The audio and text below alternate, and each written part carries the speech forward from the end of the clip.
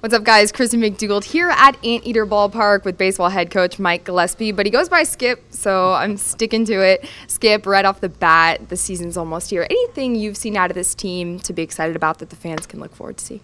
Well, I think, Kristin, the thing that probably gives us the biggest reason for optimism is we're deeper on the mound than we've been.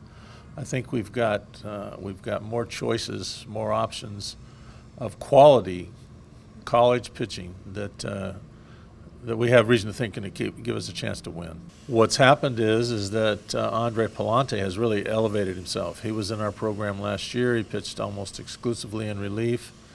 But he's made a quantum leap since we've come back from the winter break in terms of his command. He has a real good arm. He has a pro arm. He's going to be a professional pitcher. A junior college transfer, Taylor Rashi, has likewise, I think, made a real significant jump also since we've come back. So those two guys, I think, certainly look like they're going to be weekend starters for us. We returned Lewis Raymond from last year, who was a weekend starter for us, was a Friday night starter for us, has dealt with a lot of different health and injury issues in the fall, but is in the mix, certainly, very prominently. And then several other guys that are either new or returned from injury that we're still kind of trying to figure that out. So you talk about making that off-season progress. Does that just happen naturally from having another season under your belt, or what are the strides these kids have to take to improve? Well, another great question, because I think there is no one formula that you see that leads to that. Sometimes it's as simple as they just grow up. They're older, they're more mature, they're more confident. There just seems to be sort of a natural process there. But for some other guys, it's getting their feet wet. It's if it's a new pitcher, particularly a young pitcher, sometimes it's simply a matter of coming to the realization that they can really handle this at this time. It's not going to be a situation where I have to become a sophomore or a junior. I can do it right now. So I don't see it as happening the same way for everybody all the time. So let's talk a little bit about your schedule. Last season, you guys were faced with a super tough schedule, but you were able to upset the #1 TCU Horned Frogs here at Anteater Ballpark. You guys now face them again on the road in Fort Worth. Is there going to be any extra motivation to pull out the win in that game? Well, certainly when we do get to that weekend, it's simply a matter of record of how they've been in the recent half dozen years, and most specifically the last 4 years, where they've been to Omaha all 4 years.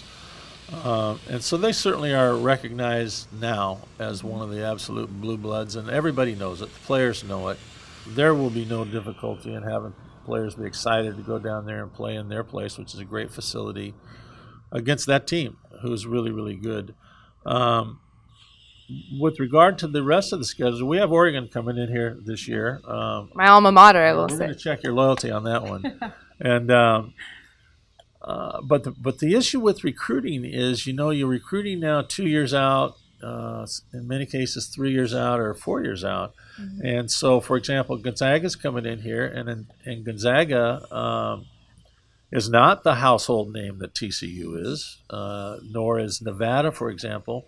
But both of those teams have been very good, actually, in the recent 3 or 4 years.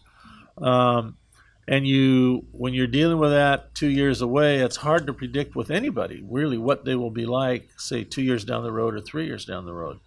And so sometimes the schedule's a little bit deceiving in terms of the quality of the people that you're going to get. You successfully recruited a guy named Royce Lewis, shortstop. You might know him, but we're not going to see him in the Anteater uniform. He was taken first overall in the 2017 MLB draft. How has this program been able to effectively recruit so well over the years? In our case, Ben Orloff has really taken the reins on leading the recruiting effort, but with real important and good work from both Danny Babona and Eric Derrigas. It's certainly about being at games, seeing players. But boy, there's a lot of work done on the telephone too, even on the computer. There's lots of video to be seen on players, and so it's a labor of love, and it takes it simply takes a real commitment to just not quit doing it. Then, of course, the business of trying to determine if this is a player you are going to recruit. You perhaps have an offer of a scholarship. So then that part of it kicks in. There's that sales part of it. You have to sell UCI. There's a lot to like. As you and I were talking about a minute ago, this is paradise. It's hard not to like it here. And we're not far from Newport Beach, so there's a lot to sell. But as it is for a lot of other schools, so you compete and you fight that. But it's work is what it is. It really is. So getting back to that talent, you bring these guys and you're trying to corral them and prepare them for these really tough schedules. And then you have guys who you send off to a post-collegiate career. Does that add any extra layer of motivation for the guys on the current roster to kind of step up and know that there is more, maybe beyond their playing time here? Well, I think every player has the dream to play professional baseball. And so that certainly is always part of the motivation. There's just no debate about it. We certainly feel like we're part and parcel of seeing them realize that dream. And so the way we go about our preparation, our work, our drill is not only geared to are we going to be able to compete and win in our own schedule, but will they be prepared to go into professional baseball and handle what's then expected of them as professional players? And Skip, you know this because, not to date you, this is your 31st season coaching collegiate baseball, your 11th here at UC Irvine. What is it about this game for you that keeps you coming back year after year? Well, this is a unique game. It's not for everybody. It's not for all sports fans because some people think it's a slow game when we talk in comparisons, let's say, to basketball or football or certainly hockey, for example. But it's a cerebral game, and there's a game within the game. And so I love the game of baseball. I like the fact that there's no clock. I mean, for some people, they wish there was a clock and that they knew we'd be out of here in 2 hours every night. And but the fact is that it is the one game where it really is not over till it's over. I mean, as long as there's still an out to play with, that miracles happen. And so, for me, that's part of the beauty of it, and it's in the competitive part. In our level, what I find and have found over these, as you mentioned, Kristin, these many years, I find that no matter who you're playing, it's not just whether you're playing Oregon or you're playing UCLA or you're playing LSU.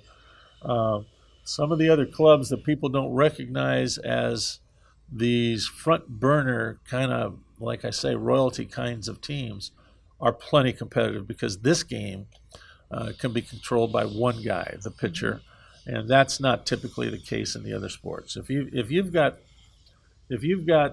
4 of the 5 best basketball players, you're usually going to win the game. Here, the pitcher can change everything. So it's unique in comparison to other sports, and I like its unique challenges. Okay, so you reflected on all your time coaching, but this is actually going to be my first season covering UC Irvine baseball.